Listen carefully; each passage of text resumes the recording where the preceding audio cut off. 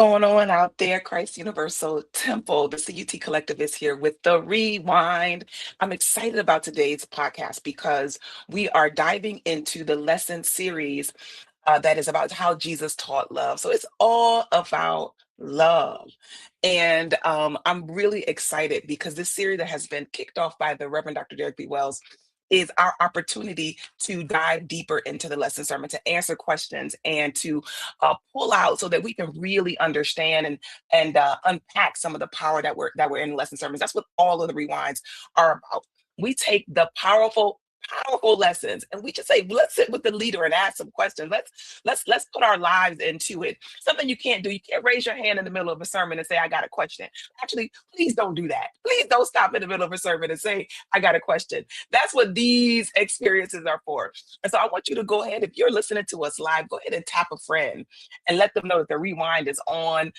Go ahead and click the share button. You guys know how to do this. We've been doing social media for a minute, so you know how to spread the word. But I want to let you know that today we're going to unpack love. We just have come out of the season of Valentine's Day. And so romantic love is one of the things that are in the air. So you may be still feeling the holiday, right? Whether you celebrated the way you wanted or you didn't quite celebrate, whether you were booed up or you were self-loving, whatever you did, right? You may be experiencing that. But behind this romantic love, there's a deeper idea of love. And so we're going to unpack that with Reverend Wells today because Jesus love us from.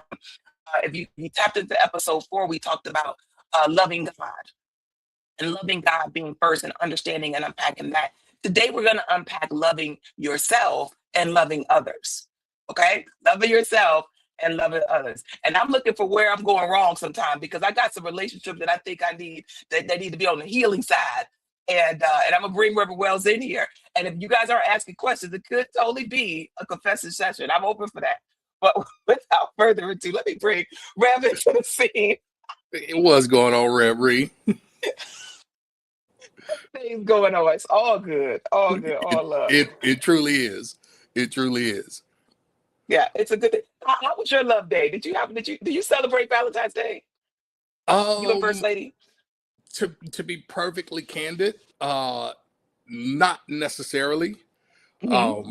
And that's by and large because we tend to be intentional about celebrating one another on a consistent and regular basis. You know what I'm saying? So, Hmm.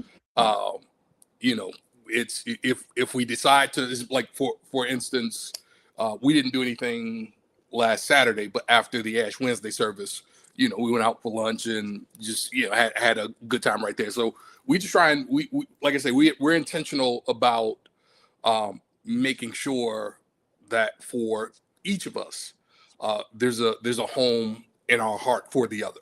So Hmm. Hmm. Hmm. yeah. Yeah, it is. It's so interesting the how people flow with Valentine's Day specifically, right? In terms of Mhm. expectations, like are we loving each other on a regular basis? Are we showing and expressing and romancing one another on a regular basis? And then if you're not, you better knock Valentine's Day out the park. Well, I mean, so in my experience, the better ingrained the habit becomes, the easier it is to do. You know what I'm saying? So if you want to avoid having Valentine's Day uh, be such an amazing lift, then just make a needlepoint move every day. You know what I'm saying? You don't have to go crazy. Just going crazy is just a part of your natural. It's in the pattern Yeah, and habit of how you engage with your significant other. absolutely, absolutely. It is so this when we look at February, because we often celebrate love just the entire month, and so I Mm-hmm. this series I think is really on point because we can get lost in just this aspect of love that's sometimes just at the effect of how we are loving God, loving Mm-hmm. ourselves, and loving others. Mm-hmm. So I think that as we're wrapping out this series, because there's one more lesson in this series for us to unpack and to really, I think, take that understanding of love even deeper, because you're going to be sharing that. But I'm not going to get ahead of us. I'm going to talk about these lessons on loving yourself and loving God. But before we do that and dive into these powerful lessons, I'm excited about it because I love love. It's my favorite. Um, would you mind opening us up in prayer and then we will get to it? I'd be happy to, but let me just clear one thing up before we pray. So the last barriers lesson on love is the last one in the series. So we Right, began Lent on this Sunday, right, tomorrow. right, right, right. Yes, Tomorrow. yes, yes. So tomorrow's lesson will be about Lent. And I hear tell that someone is doing an amazing one-to-one or one-to-group Lenten journey. So maybe somebody will say something about that a little bit later. But Maybe that might happen. Maybe that all might right, happen. all right. Now we can pray. As we just take a moment to center ourselves, we touch, agree, and recognize the presence and power of God right now, mighty in our midst. This divine activity and energy of love is blessing us from the crown of our heads to the soles of our feet. We give thanks for the realization that there is this opportunity to develop a deeper love and awareness for God. And in developing that deeper love and awareness for God, we recognize the responsibility to develop a deeper and honorable love for ourselves. And as we love ourselves in a deep and significant, intentional way, that love flows over into all of our relationships and even has the capacity to be a blessing to those who we may not consider to be enemies. But according to Jesus, we ought to love our enemies and pray for those who persecute us.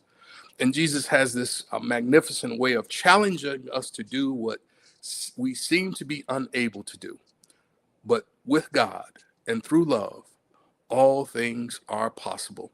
And so we bless this opportunity to learn, grow, and stretch ourselves once again with people of like mind. We say yes to the master teacher within each of us so that we might pull back the layers of love that exist in our soul, that exist through our awareness, and that's ready to demonstrate in our life, world, and affairs. Amen and amen. Amen. Thank you, thank you, thank you. Um, what Jesus taught about love, and the scripture that there's so much goodness in it. The scripture that I'm holding on to, and I can see how we're unpacking it, is about loving God first, right? So loving God, and then that begins to reflect into how you love yourself. And Mhm. sometimes we don't draw that correlation. But I want to play this clip about what loving yourself is, because I think that sometimes we have been conditioned to look at self-love as being a bad thing. Mhm. And so Mhm. I'm gonna play this clip and then we're gonna dive in and talk about that a little bit. Okay. Jesus did not teach that self love is ego. Jesus did not teach that self love is self indulgence. Jesus did not teach that self love is self importance. Here is what Jesus taught: that self love is essential, self-love is sacred, and self-love is necessary for a consciousness of spiritual wholeness. In fact, much of what Jesus taught doesn't really work if you don't really know how to love yourself. In order to do what Jesus taught, a person has to have a healthy, God-centered self of worth. So why do you think that we've been like talk to me about the conditioning we may have on when you think about self-love and it Mhm. being caught up in ego? Yeah, I mean, well, I think it's it can be traced back to our conditioning that's represented in the song Amazing Grace, Mhm. right? Amazing Grace, how sweet the sound that saved a Rich. like me, Mm-hmm. right? Mm-hmm. Mm-hmm. So if that's the perspective we take of ourselves, right, and that is presented to us through a spiritual lens, then it taints how we see ourselves. Mhm. if that's my religious background, or my religious upbringing, my religious conditioning, and I've been taught that I am less than, unworthy, uh, dirty cloth, whatever the descriptors are, that Mhm. that don't recognize the realization, according to the scripture, that we're made in the image and after the likeness of God. So I think part of it is our conditioning, and I think part of it is control. Right? Mhm. It's much Mhm. easier to control someone who does not realize who they are and what they're Yeah. capable of and what they're worth. Right? If I can get you to accept a lesser version of yourself, then I don't have to deal with you on the level of that which you truly are. Right? Mhm. So, and one of the unfortunate drawbacks of much religious conditioning has a great deal to do with control, right? So, I think by and large, that's why we don't see ourselves that way.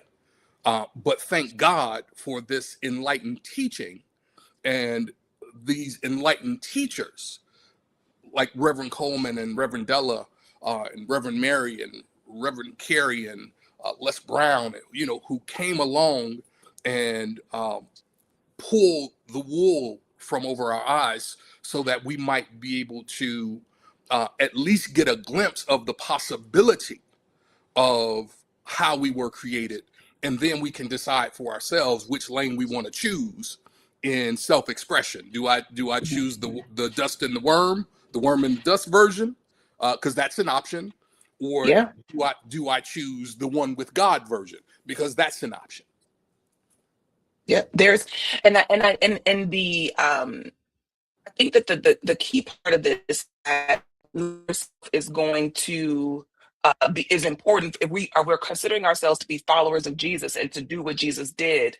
That you got to understand who you are, and if you can't love who you are, then how Hmm. can you do these greater things? Hmm. Like it made it seem like it's such a worthy journey to be on because you know this conditioning of the mind that we've been conditioning, like there's a point when I think that you can say my mind was impacted more profoundly by the people that by my surroundings, but Hmm. there's a point when you come to yourself That's right. where you got to own that you're conditioning your mind by your attentiveness to it, or Hmm. whether you are completely distracted and allowing other people to think for you.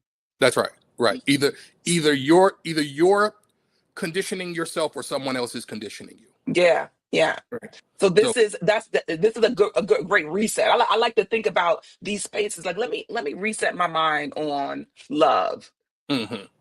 because Yeah. you said you said I'm not gonna play the clip on the show. You said that Jesus was so confident that self-love was key that he predicated love for others on our Hmm. ability to love Hmm. ourselves. You Hmm. shall love your neighbor as you love yourself. Hmm. Now he says, how do you love your neighbor if you don't love Hmm. yourself? And it made me think about, um, there's a lot of names for this, but I'm in a caregiver space now, right? I'm Hmm. taking care of my mom, and Say, yep, yep. shout out to the people taking care That of their that stage parents, that right? stage of life, that stage of life. And Hmm. so I'm learning a lot, Rev. I'm learning a Hmm. lot about love and about Hmm. myself. Hmm. And there is a pattern of sacrifice that runs in my mind about Hmm. what it means to be a good caregiver, like Hmm. to be a good son, a good daughter. And Hmm. a model that I saw was a huge level of self-sacrifice where it is suffering through for the sake of love, you Hmm. know? Hmm. And I'll be honest that I've been really um working with that because I didn't know that it was in there. I didn't know that it was in there until I'm looking at how I'm thinking about how I show up. Sure. I mean, well, until you have to do it, there's really no frame of reference, right? Like Mhm. in I so I think I could be mistaken on this, but I think it's a little bit different than the parental course, right? Because it's common and natural for parents to do what is in their purview to do. And generally, as a child, you don't necessarily look forward to the day when you have to take care of your parents, right? But that day comes for many of us, and what it requires us to do is to adjust our lives around not necessarily what's best, easiest, or most convenient for us, but what gives us the best opportunity to optimize how we can serve those who have already served us, if Right. we're lucky, Right. right? If we're lucky, because for some of us, we find ourselves being caregivers to people who perhaps didn't care for us in the way that was best for us, but it was where they were, right? Right.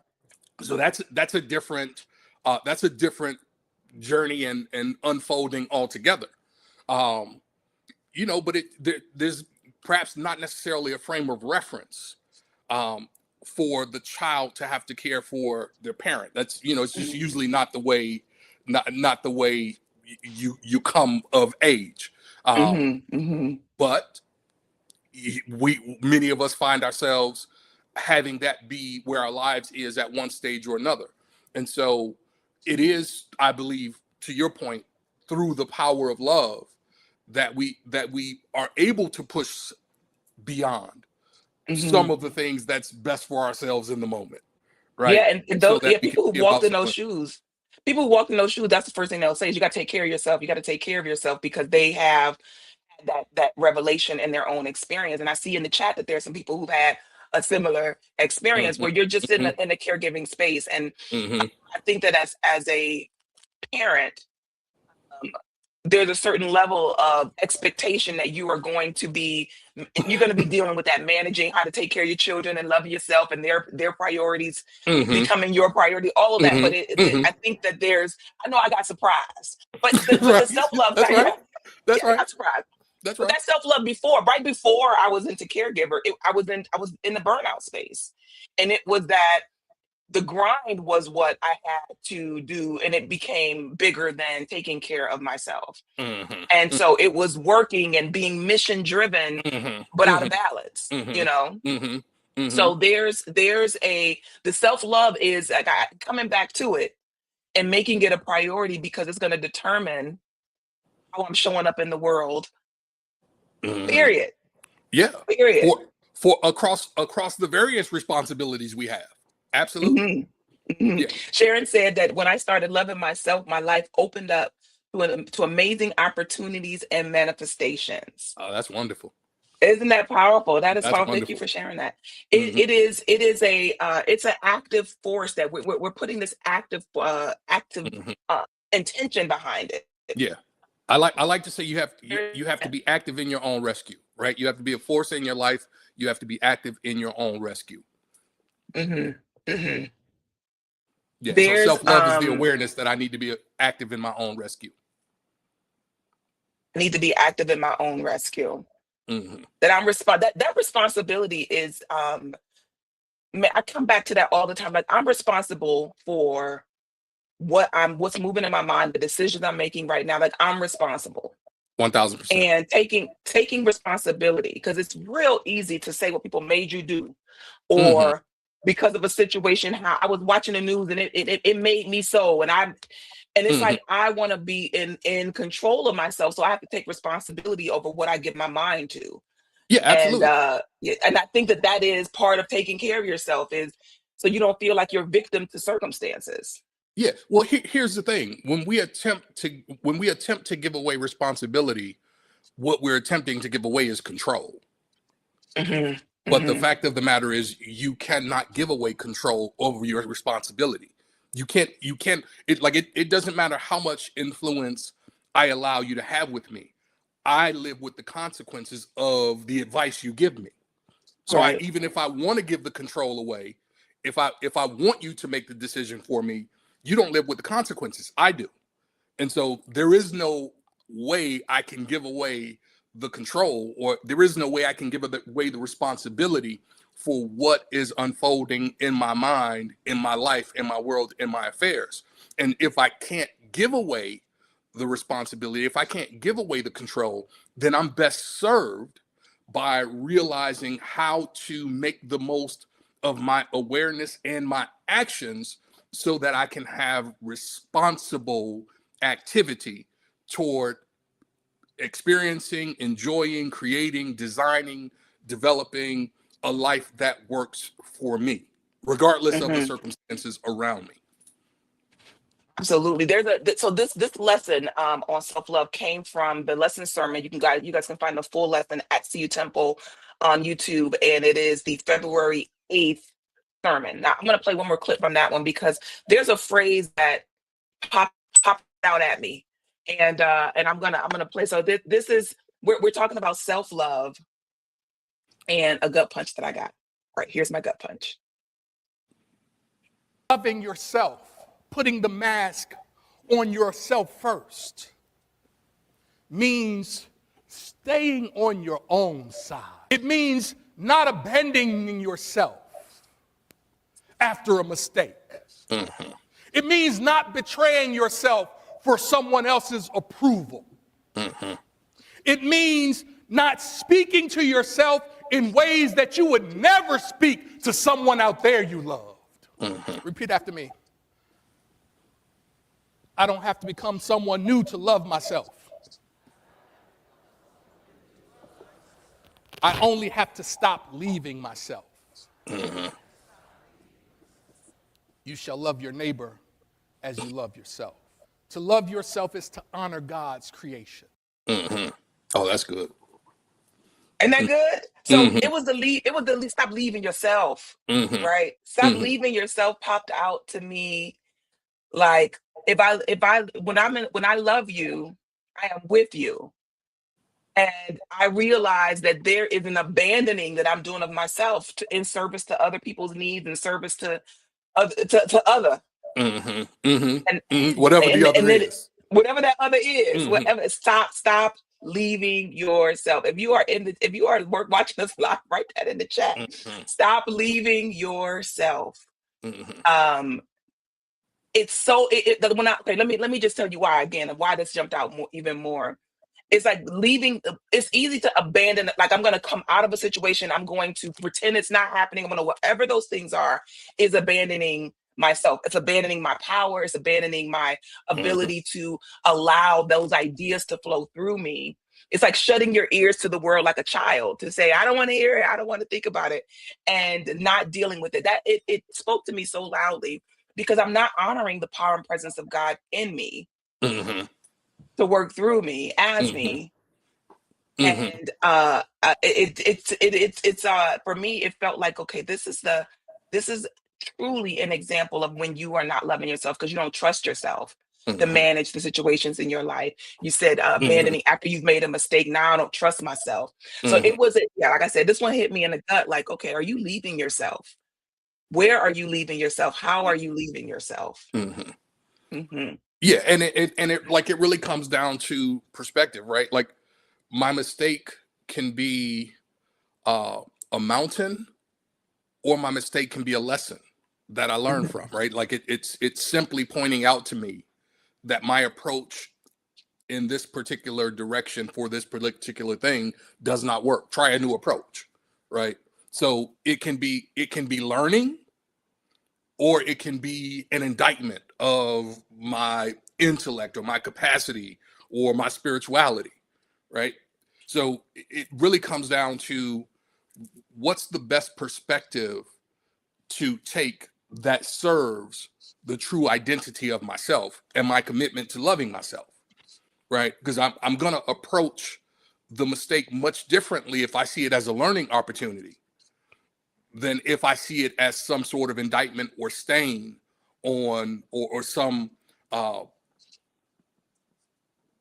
something that determines something else about me, right? So again, really does come back to this idea of responsibility and taking control for the lens through which I see my experiences. Hmm. Hmm. That's a perfect segue to this next clip. I'm gonna play it. The lens through which you're looking at your experience. I want y'all to hold on to that. Show of hands, how many of you know that our interpretations Mm-hmm. are a primary tributary Mm-hmm.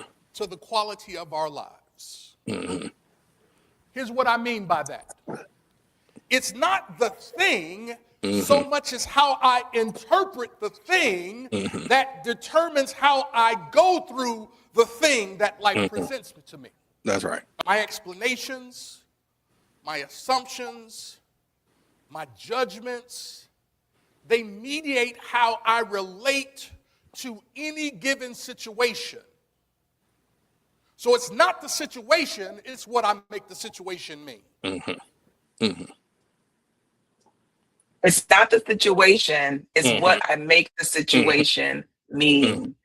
Mm-hmm. That we assign meaning, That's which powerful. means we can also reassign meaning. That's right. At 1,000%. That's right. That's 1,000% correct. And like one of the things I truly appreciate about um, the teaching is that it's an empowering teaching, right? It reminds us to reclaim our power. It reminds us to lean into our divine potential. So much so that I even get to call it what I want to call it, right? Right. But that is consistent with the nature of creation when we see God create in the creative process, right? God calls the day. God calls the night. It's not night or day until it's labeled by the one who created it, right? So it can be possible that all things work together for my good if I am willing to assign good to everything that occurs for me, right? Right. Because it's flowing out of my awareness and awareness of a being who is at their true essence good. Hmm. So Hmm. if the seed of consciousness of the being is good, then the fruit can be perceived as good if I'm willing to see it that way. Right. Right. That I mean, the just knowing that you are always interpreting your Mm, experience. And we think that things are just happening, but it's your interpretation of mm, it. And you can tell, and when you think about how you language things. So Rev mentioned that that there's an opportunity here. You can see this as an opportunity to grow. And I remember thinking, going through life situations like this is completely derailing me. This mm, is the end of something. mm, Now I can't do this because I've interpreted mm, that mm, that occurrence as being something that undid me, that ruined me. You mm. know, and and some of us, you may need to go back and reinterpret some things like that your interpretation of something could be holding you back, Yeah, because you missed the opportunity. I had said to you, and you might have been the first person I said this to. There was something um, that I was designing. I said, I don't think I'm going to be able to design this until I'm done with that. And once I said it to you, I let it go. Then I heard myself say it to someone else. Like, I don't think I'm going to be able to design this until I'm done with that. Um, and then I heard myself say it to someone else. I don't think I'm going to be able to design this until I'm done with that. And when I said it to the third person, it was almost like the cock crowing three times. Yeah. I'm like what makes me think that I won't be able to design this until I'm done with that? That's just an interpretation I'm putting onto Mhm. perhaps my lack of time, lack of commitment, lack of clarity. So if I'm not clear about it, I don't have to say I can't do it until this is done. It's okay to say I'm not clear about it, right? Mhm. That's Mhm. that's closer to the fact than I can't do it, right? I said at the good, I think on Ash Wednesday, uh, two of the most debilitating words in the English language is I can't. And so Mhm. I caught myself on the third time, like, oh, okay, you trying to create a story for us, right? Let's just rework it, and let's relanguage it to a way that better suits what it is we're trying to accomplish. Mhm. And it's why your spiritual practice is important. And Mm, I teach a practice where I tell people this: you don't have to sit and meditate for 2 hours every day, but if you sometimes you got to just sit and ponder yourself a little bit, right? I gotta ponder God, I gotta ponder myself, and that may look like some study, but it's not just reading scripture. It's looking at, like, how does this impact my relationship? We started off talking about Valentine's Day, and you said that, showing love on a consistent basis. So it's not like it's Valentine's Day. Let me throw all the goodies mhm, out there, right? Let me love it mhm, and get to 100 so that it lasts me to the next mhm. Valentine's Day. But some of us we love God like that, right? We basically say, I'm only going to acknowledge, I'm only going to communicate, Right, I'm only going right. to show love That's maybe good. on Sundays or That's Easter good. That's or good. Christmas, right? That's good. And that's going to show up, and we do that to ourselves. Hmm. So I that, Hmm. that to have a practice where you can tap in and say, kind of, how am I loving myself? Hmm. What's guiding right now? What interpretation? Hmm. Because we're all interpreting, we're putting assumptions and interpretations on our life. Absolutely. Which ones are guiding me right now? Hmm. Yeah, and which You ones are know, consistent with what I say I want to experience or what I say I am? Like which ones are helping me to be, do, and have what I want to be, do, and have? mhm, mhm. And so some of my coaching clients, like, and it's the primary reason behind why you are working with someone in counseling situations and coaching situations, is that you sometimes you want someone else to bounce those things off of. There's somebody else that Hmm. has Hmm. that's listening to say, oh, really? Like, Sure.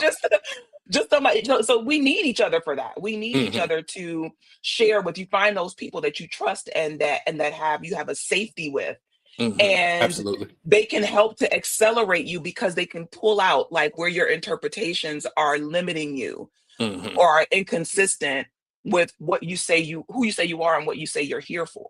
Yeah, one thousand It's a percent. it's a powerful relationship. The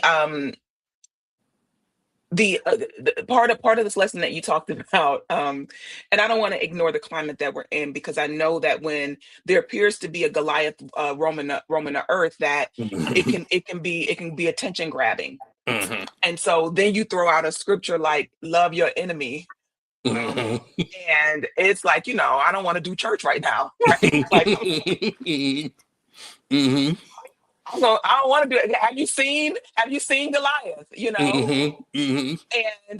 And Goliath is real. Can you see Goliath? I feel the earth moving because Goliath is stumping around, right? Hmm. Hmm. And we're all completely enraptured with it.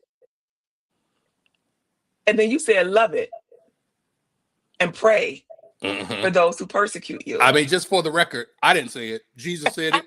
I just brought it back in 2026. Don't bring that heat. Don't bring that Yeah, heat to you. but no, no, no. I mean, I'll stand on it. I'll stand on the business of it. But I'm just saying it did not originate with me. Yeah, it didn't originate with me.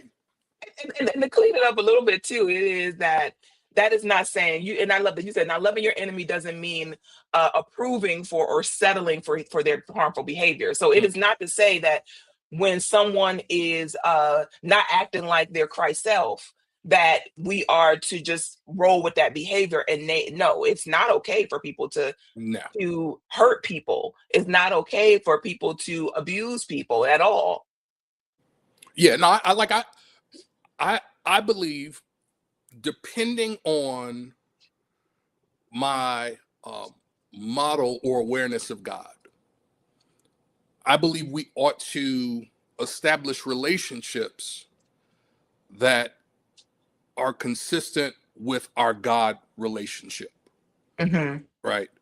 To put it another way, I should not let anyone handle me in ways that God does not handle me, Hmm. right? So if God is love and my relationship with God is loving, then that's what I anticipate and expect to see modeled in other relationships that I'm going to tolerate, Right. right? If the relationship can't abide that, then that's, it's not a problem. that relationship perhaps may no longer be for me.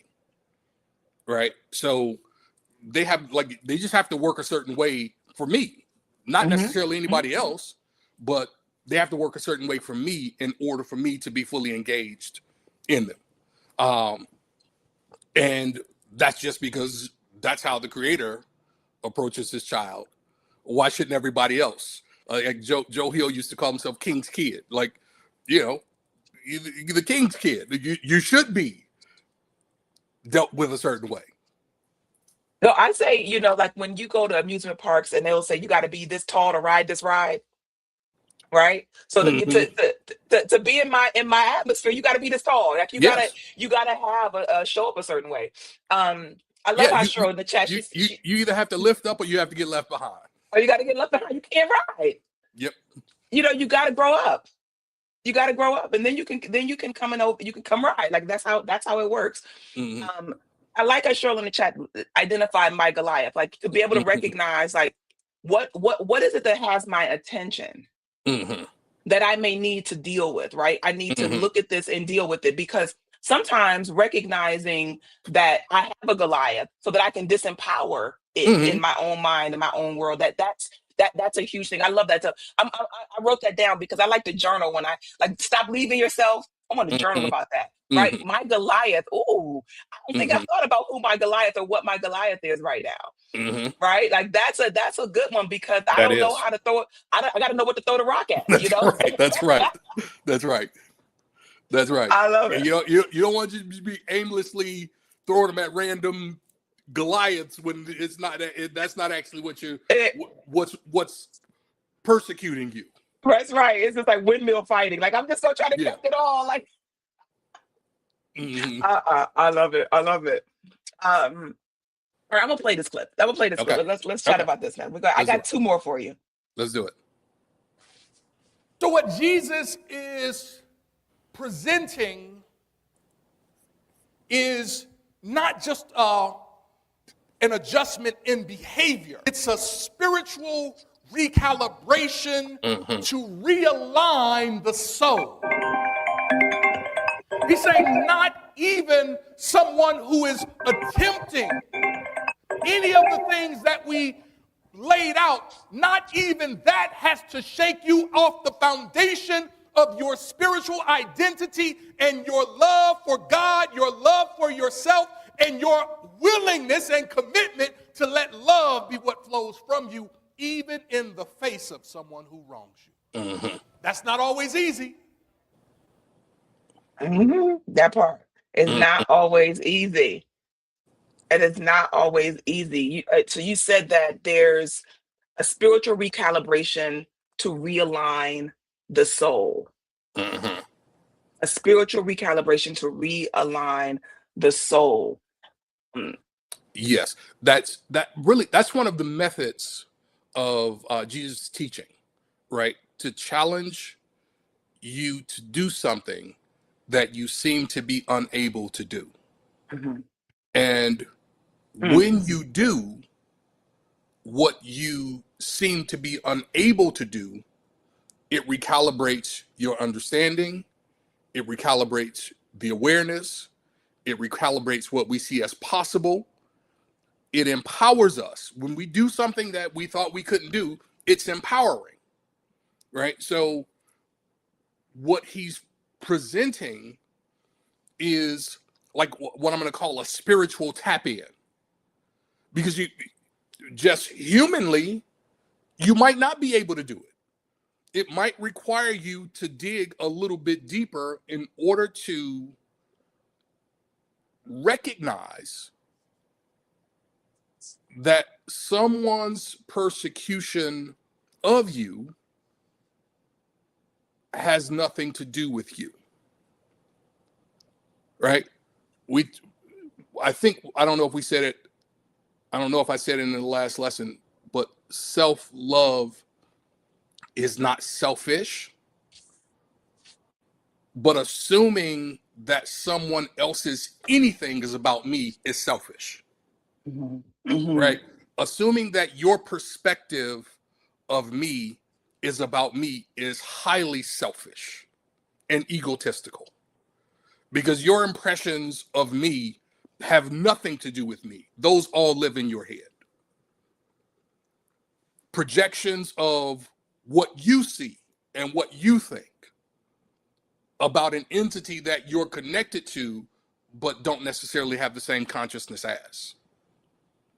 Right? And so in living out of our own awareness, or in living out of our own consciousness, every now and again, we take on this,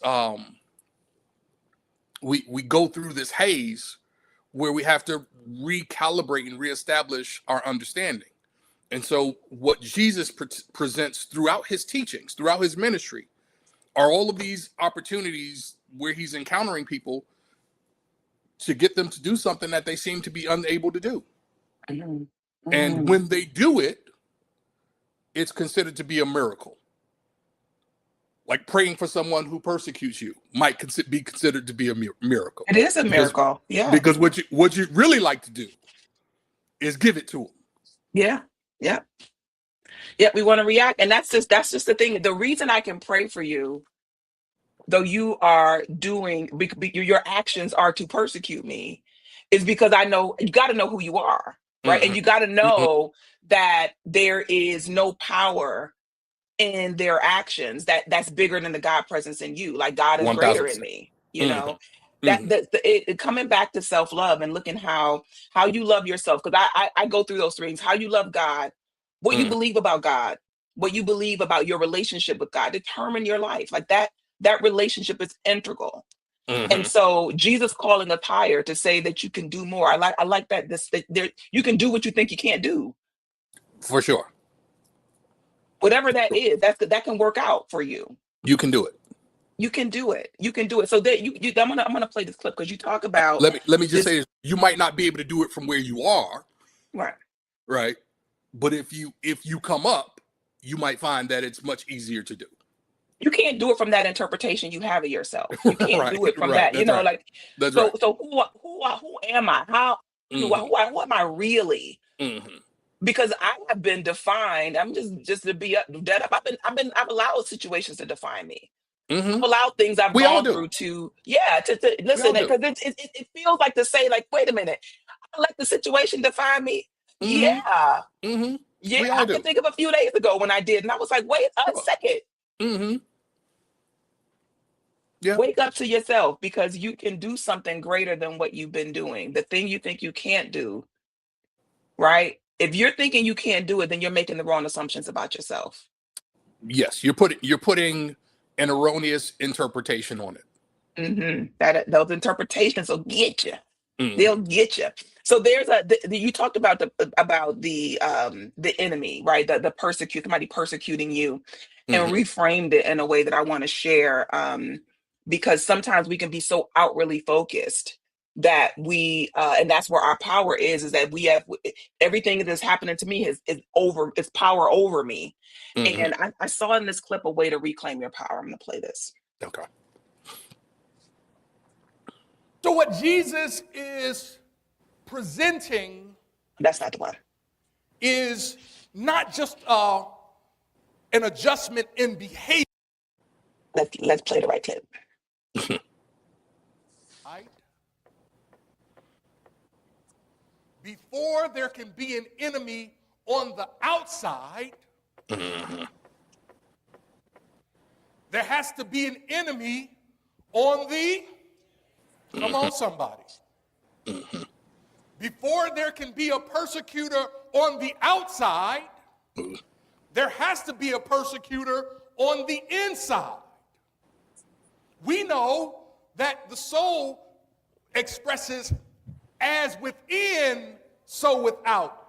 So the enemy could symbolize parts of myself that I've rejected. It could symbolize painful memories that I haven't healed. Could symbolize the inner critic. Could symbolize the old shame. And since I won't proactively deal with healing those, I send an invitation to some unsuspecting person That's just wrong. Okay, wait a minute. Wait a minute. So you said that was actually very, that's a violent communication. To say that the enemies that are showing up in my life are really just opportunities for me to deal with myself. Yeah, somewhere somebody said when the student is ready, the teacher will appear. What they don't say is whether or not the teacher will be a professor or a persecutor, right? You said the enemy could symbolize parts of myself that I rejected. Mm-hmm. That it could symbolize painful memories that I Mm-hmm. haven't healed. Mm-hmm. That the enemy could symbolize the inner critic. Mm-hmm. It could symbolize old shame. Mm-hmm. So it is so if you think about this, if you have to talk about who are these Goliaths really, Mm-hmm. right? That they are symbols of something I haven't dealt with within myself. Mm-hmm. Rev, we say love is the idea and divine mind of universal oneness.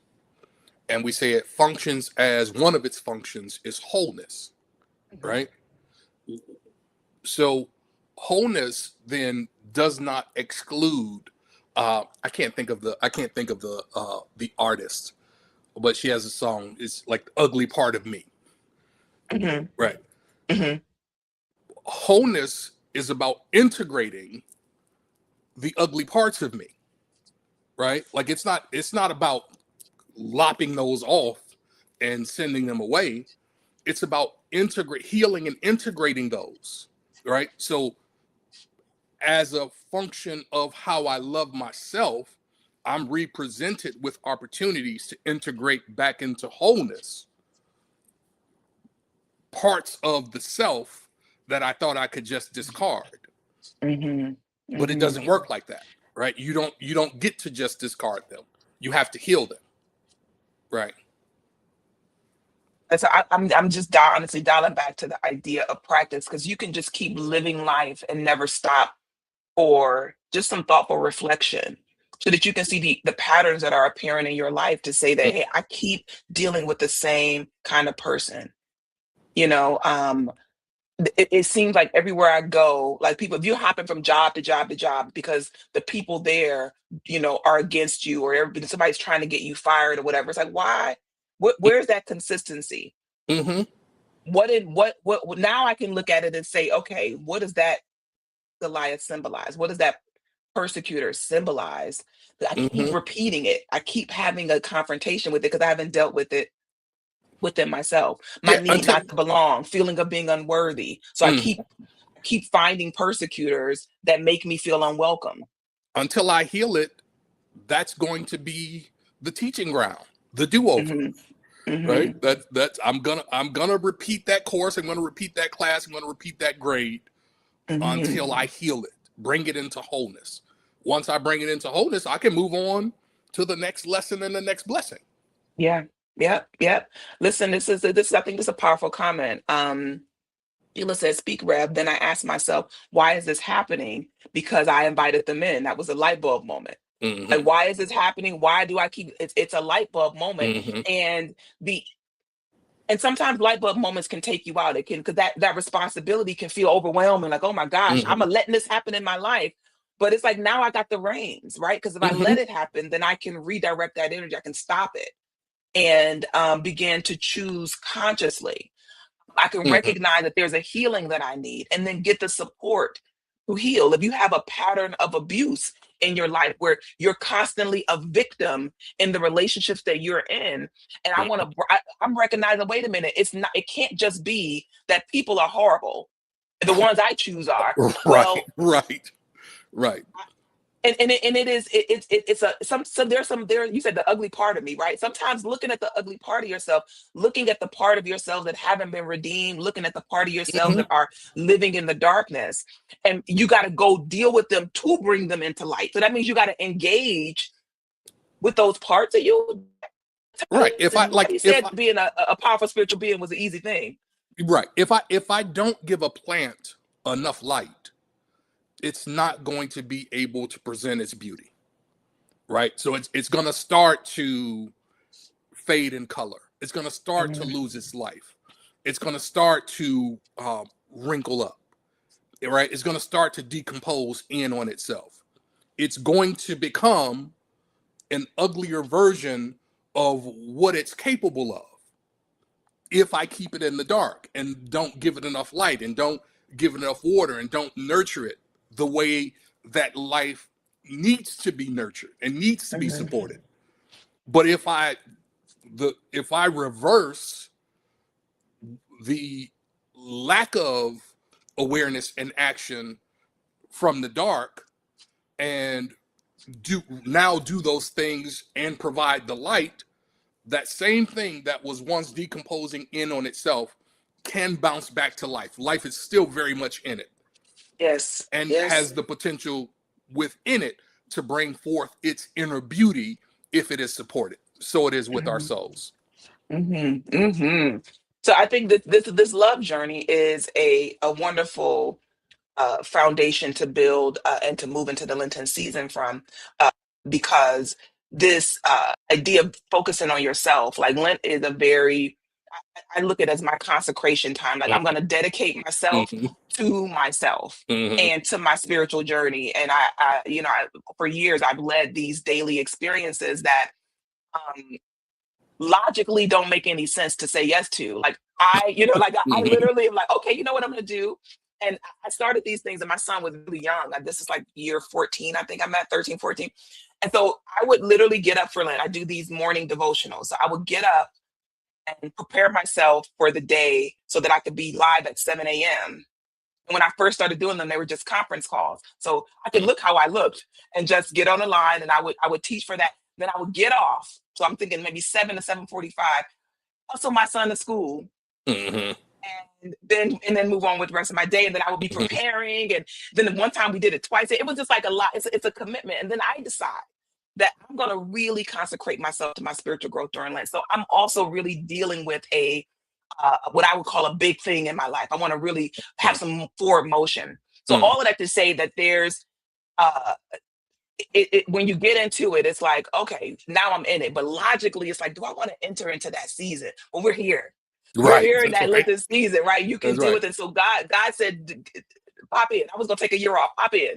Pop in. And And this one of the bit, topics for tomorrow is one of the points for tomorrow is consecration. So yeah. I yeah. mean, listen, consecration is one of my favorite churchy words too. Mm-hmm. Like I certain churchy words, I just really like. Consecration is one of my favorites. Well, so I'll let you in on a little fun that I like to have fun, and so one of the things once we get to consecration. So if when you listen to the sermon tomorrow, I want you to act like you never heard me say this, but I am going to point out the obvious that it's one of those churchy words that we hear it.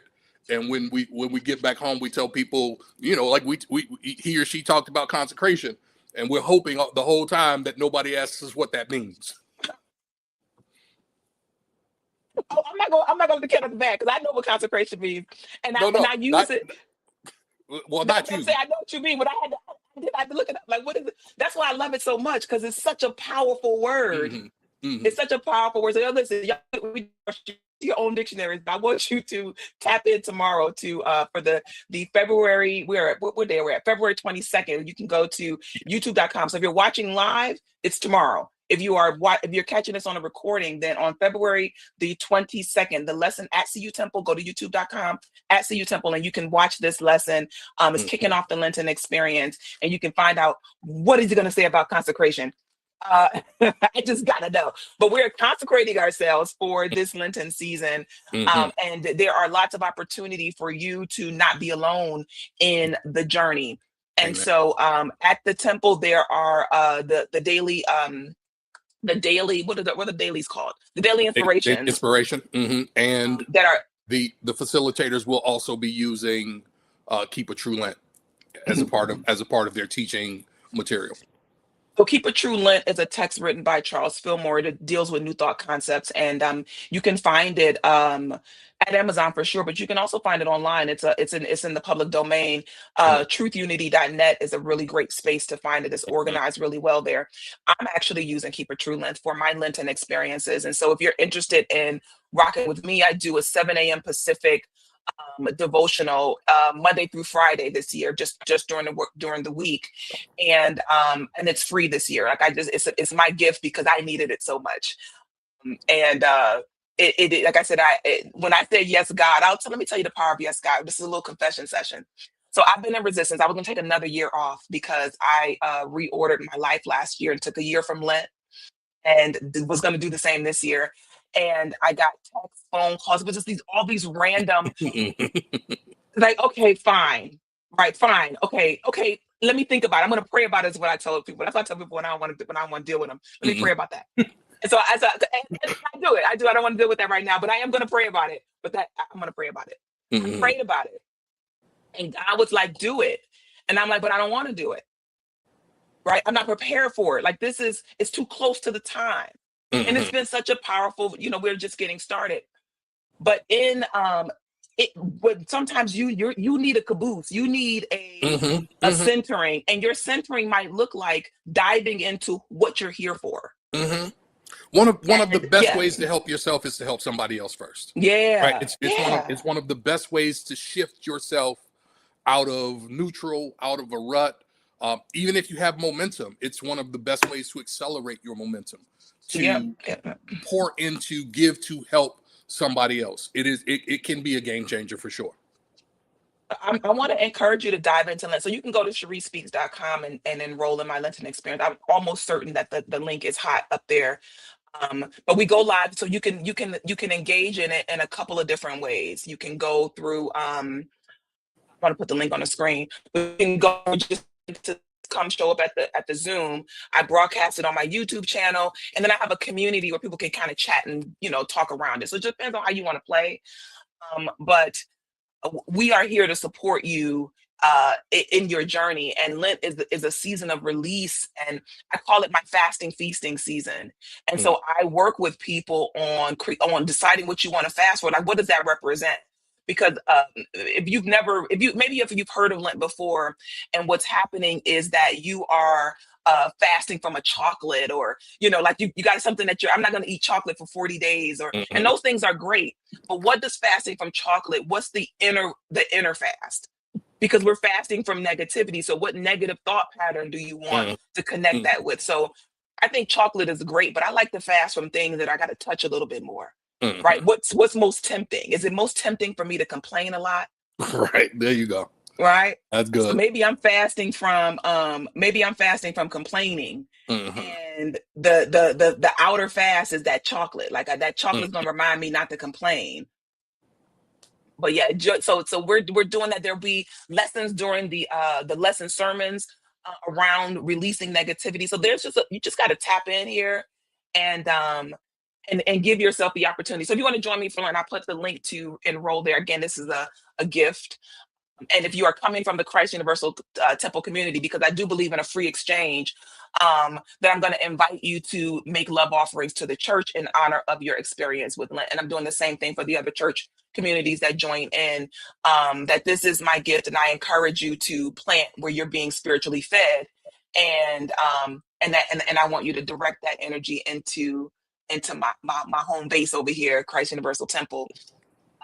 And enjoy the experience. So yeah, we're having a ball there, Rev. If you can pop in, I'm gonna send you the link to it. Do that. Because like I said, Lent started Wednesday. The decision came down Tuesday. Okay, so all right, better late than never. Yes, Lord. Yes, Lord. Yes, Lord. And like I said, it's been monumental. How good it is that I made the decision on Tuesday, and I've sent out 2 emails, and there are about 60 or so people that have found it. God be the glory. Yeah, it's a really cool. So we're growing, having a good time together. Amen. Let's eliminate negative thinking. Let's eliminate negative thinking. That's what we're doing here during the Lenten experience. Thank you so much for your commitment, and for your walk. Sometimes you got to watch somebody doing their walk and learn from it. That's what happens with leaders, is that you are in what they call the glass house, right? That people can see you living your life, and they can hear what you're saying.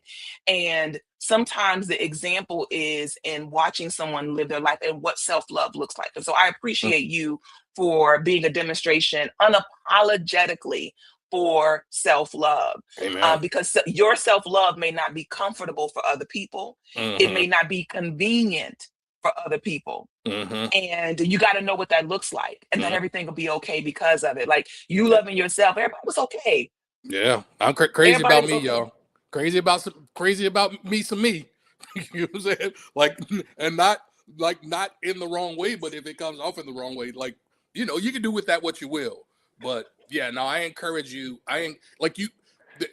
There, there's one relationship of all of your primary relationships that you have from the time you show up to the time you leave, and that's the relationship with yourself.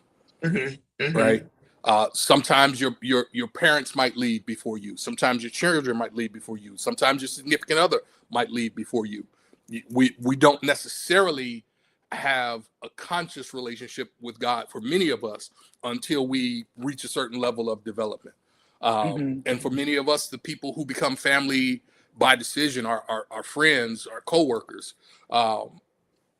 We might be well into our 20s, 30s, and 40s before those people ever enter our lives, and some will be for reason, some will be for a season, some for a lifetime. But the journey you have with yourself, that is from really even before you show up to even after you leave.